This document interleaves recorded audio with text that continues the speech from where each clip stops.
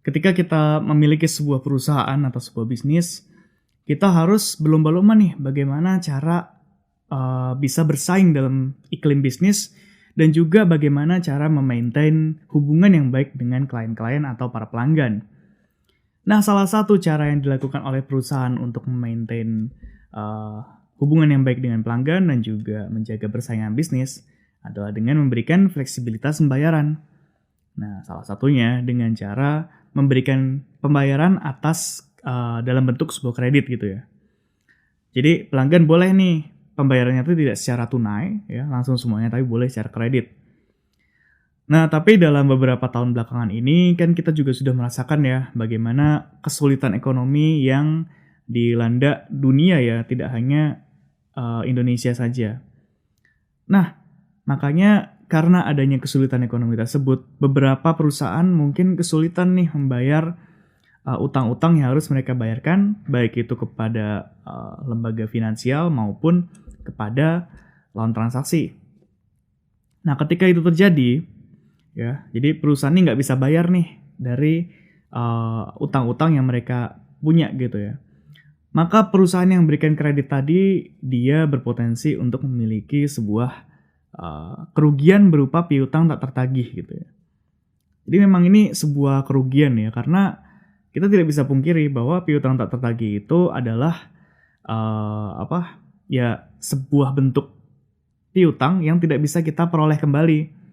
Jadi ada nilai yang hilang begitu ya, yang seharusnya kita dapatkan. Nah, makanya kalau dalam pajak penghasilan di sini piutang tak tertagih itu ketika dia sudah memenuhi ketentuan-ketentuan dalam Undang-Undang Pajak Penghasilan ya, dia boleh untuk dikurangkan ya. Dia boleh dijadikan biaya untuk pengurang penghasilan. Nah, kemudian jadi sebenarnya apa sih definisi dari piutang tak tertagih dalam pajak penghasilan ini? Dan juga apa saja ketentuan-ketentuan yang harus dipenuhi agar piutang tak tertagih ini bisa menjadi biaya? Ada apa dengan pajak?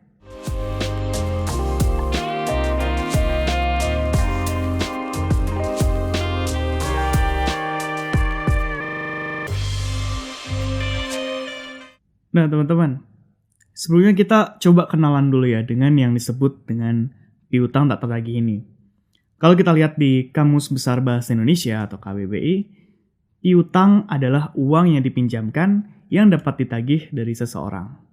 Ya, jadi piutang ini itu bisa berupa tagihan uang perusahaan kepada pelanggan yang diharapkan akan dilunasi dalam waktu paling lama 1 tahun sejak keluarnya tagihan. Ya, kalau dalam kondisi tertentu memang piutang ini bisa susah atau tidak bisa gitu ditagih ya, walaupun sudah dilakukan berbagai macam usaha oleh perusahaan yang memberikan kredit tersebut. Jadi bisa jadi ini piutang tak tertagih ini adalah sebuah resiko yang harus ditanggung oleh pihak kreditur karena berbagai macam kendala yang dihadapi oleh pihak yang meminjam atau membayar dengan kredit tersebut. Ya, jadi piutang tak tertagih ini memang sebuah bentuk kerugian yang dia itu bisa mempengaruhi laba dari suatu perusahaan. Jadi piutang tak tertagih ini juga harus dihapus dari daftar piutang ya, karena memang dia tidak bisa ditagih nih.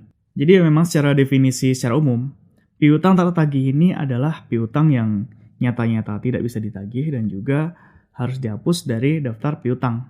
Kalau kita mengacu di berbagai macam literatur ya, yang disebut dengan piutang tak tertagih ini mungkin lebih familiar dengan sebutan bad debt. Kalau kita lihat di kamus ABFD juga di sini kita lihat definisinya, bad debt itu adalah utang yang kemungkinan besar tidak bisa dibayar nih. Ya, jadi memang kemungkinan besar ya emang nggak bisa dibayar lagi. Sebagai contoh, ada kesulitan finansial dari debitornya ya begitu.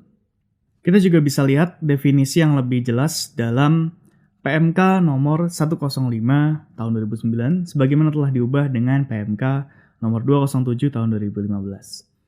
Nah, di sini disebutkan piutang yang nyata-nyata tidak dapat ditagih adalah piutang yang timbul dari transaksi bisnis yang wajar sesuai dengan bidang usahanya yang nyata-nyata tidak dapat ditagih meskipun telah dilakukan upaya-upaya penagihan yang maksimal atau terakhir oleh wajib pajak. Jadi berdasarkan PMK tersebut, piutang yang nyatanya tidak dapat ditagih itu bisa berasal dari berbagai macam bisnis begitu ya, baik itu bidang usaha bank, lembaga pembiayaan, industri, dagang, dan jasa lainnya. Nah, itu bisa dibebankan sebagai biaya dalam menghitung penghasilan kena pajak ya. Jadi industrinya ya, bidang usahanya itu terbatas kepada beberapa industri tersebut, yaitu bank, lembaga pembiayaan, industri, dagang, dan jasa. Nah, namun piutang yang berasal dari transaksi bisnis dengan pihak-pihak yang memiliki hubungan istimewa dengan wajib pajak tidak termasuk dalam cakupan pengertian piutang yang nyata-nyata tidak dapat ditagih. Jadi kalau ada transaksi transaksi ini dalam hubungan istimewa nih, dalam transaksi berafiliasi, maka dia tidak bisa dianggap sebagai piutang yang nyata-nyata tidak dapat tertagih ya. Meskipun memang piutang tersebut benar-benar nggak bisa ditagih nih. Dalam definisi lain memang nggak bisa ditagih. Tapi kalau ternyata transaksi tersebut terjadi antara dua pihak yang berafiliasi, maka dia tidak bisa dikategorikan sebagai piutang yang nyata-nyata tidak dapat tertagih dalam Undang-Undang Pajak Penghasilan. Artinya ya nggak bisa dibiayakan begitu ya. Oke, jadi kita masuk ke persyaratannya. Persyaratannya apa aja sih agar piutang yang nyata-nyata tidak dapat tertagih ini bisa dibiayakan? Nah, kita bisa lihat ya. Jadi pertama, piutang tersebut telah diserahkan perkara penagihannya kepada pengadilan negeri atau instansi pemerintah yang menangani piutang negara. Nah, jadi sudah diserahkan ya perkara penagihannya kepada pengadilan negeri atau instansi pemerintah yang menangani piutang negara. Kalau belum, berarti ya tidak bisa begitu ya untuk dibiayakan. Dan yang kedua, terdapat perjanjian tertulis mengenai penghapusan piutang atau pembebasan utang antara kreditur dan debitur atas piutang yang nyata-nyata tidak dapat ditagih tersebut. Jadi memang harus ada written agreement gitu ya. Ini piutang ya kita bebaskan nih. Ini piutang tidak bisa ditagih lagi dari debiturnya, yaitu kamu gitu ya. Kalau ternyata debiturnya itu kabur atau menghilang dan tidak bisa ada agreement tersebut, maka ya piutang tersebut tidak bisa dianggap piutang yang tidak tertagih ya, karena tidak ada perjanjian pembebasan piutang tersebut. Kemudian yang ketiga, telah dipublikasikan dalam penerbitan umum atau khusus. Jadi apa sih yang dimaksud dengan penerbitan umum atau khusus ini? Jadi yang dimaksud dengan penerbitan umum ya, pertama itu adalah pemuatan pengumuman pada penerbitan koran atau majalah atau media massa cetak yang lazim lainnya yang berskala nasional gitu ya. Jadi bisa koran, bisa majalah, bisa media massa cetak lainnya, skalanya nasional. Nah, kalau penerbitan khusus itu apa? Penerbitan khusus itu pemuatan pengumuman pada penerbitan himpunan bank milik negara atau himbara atau persatuan bank-bank swasta nasional atau perbanas dan atau penerbitan pengumuman khusus Bank Indonesia gitu ya. Jadi bisa melalui penerbitan himbara atau perbanas atau pengumuman khusus dari Bank Indonesia begitu ya. Itu yang disebut khusus. Nah, ini untuk ketentuan khusus nomor 3 ini ada pengecualiannya ya. Jadi ada yang tidak perlu dipublikasikan kalau dia itu tergolong dalam piutang yang nyata-nyata tidak dapat ditagih kepada debitur kecil atau debitur kecil lainnya. Ya. Nah, itu mungkin kita simpan untuk lain waktu ya. Jadi kesimpulannya seperti itu. Jadi harus dipublikasikan ya, baik itu melalui penerbitan umum maupun penerbitan khusus. Nah, kemudian syarat yang keempat adalah adanya pengakuan dari debitur bahwa utangnya telah dihapuskan untuk jumlah utang tertentu. Gitu ya. Jadi debitur ini selain harus menuliskan agreement tadi ya, dia juga harus ada pengakuan nih bahwa saya yang memiliki utang telah mengakui bahwa utang saya telah dihapuskan sejumlah berapa atas transaksi apa dan oleh siapa begitu ya. Jadi dia harus mengakui bahwa utangnya tersebut telah dihapuskan. Ini sangat diperlukan gitu ya. Kenapa? Karena ya namanya penghapusan piutang dianggap sebagai kerugian menjadi biaya itu harus oleh kedua belah pihak gitu ya. Jangan sampai ini menjadi biaya fiktif begitu ya. Dia mengakui ini ada piutang tidak tertagih nih, padahal ternyata transaksinya tidak ada. Atau padahal ternyata ya itu adalah perusahaan afiliasi begitu ya. Jadi dia harus diakui oleh kedua belah pihak untuk membuktikan bahwa ya memang transaksinya transaksi utang ini benar-benar terjadi gitu ya. Dan benar-benar pihak yang menjadi debitur itu mengakui dia nggak bisa bayar, dan atas piutang yang tak tertagih ini saya telah dibebaskan piutangnya gitu ya. Sudah dihapuskan dari daftar utang bagi debitur dan juga daftar piutang bagi yang memberikan kredit tadi begitu ya. Oke, jadi itu ya tadi 4 syarat terkait dengan apa-apa saja sih yang harus dipenuhi agar piutang yang tak tertagih itu bisa dibiayakan dalam pajak penghasilan ya, sebagai pengurang penghasilan. Nah, tadi ada satu hal yang mungkin agak nanggung ya, yaitu seperti apa sih debitur kecil dan juga debitur kecil lainnya. Jadi piutang yang nyata-nyata tidak dapat ditagih kepada debitur kecil yaitu adalah piutang debitur kecil yang jumlahnya itu pertama tidak melebihi 100 juta rupiah.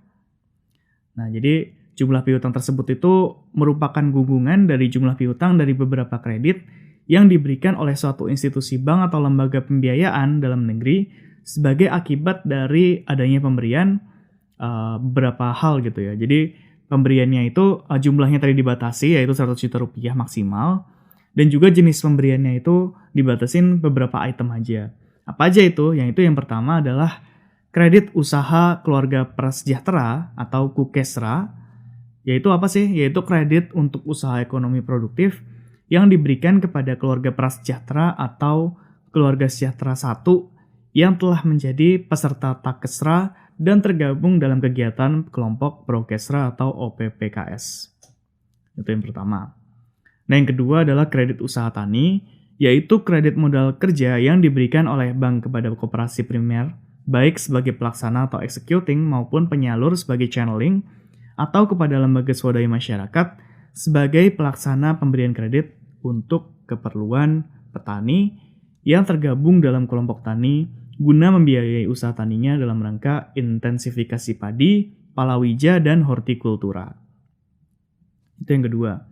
Dan yang ketiga, kredit pemilikan rumah sangat sederhana atau KPRSS, yaitu kredit yang diberikan oleh bank kepada masyarakat untuk memilikan rumah sangat sederhana atau RSS.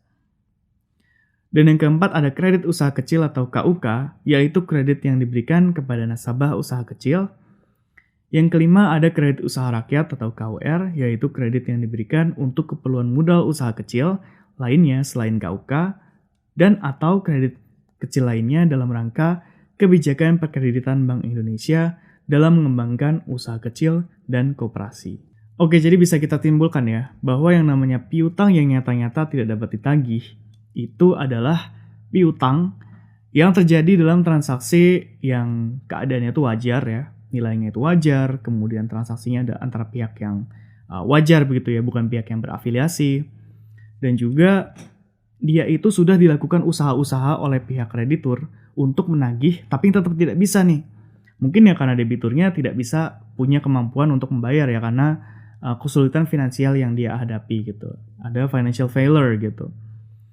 Dan memang nyata-nyata tidak dapat ditagih. Kemudian piutang yang nyata-nyata tidak dapat ditagih ini bisa menjadi biaya pengurang dari penghasilan dalam penghitungan pajak penghasilan gitu ya. Nah, jadi seperti itu ya ketentuannya teman-teman. Kalau misalnya mau tahu lebih lanjut, bisa dibuka di Undang-Undang Pajak Penghasilan atau di PMK 109 tahun 2009 sebagaimana telah diubah dengan PMK 207 tahun 2015. Sampai jumpa di kesempatan berikutnya and stay curious.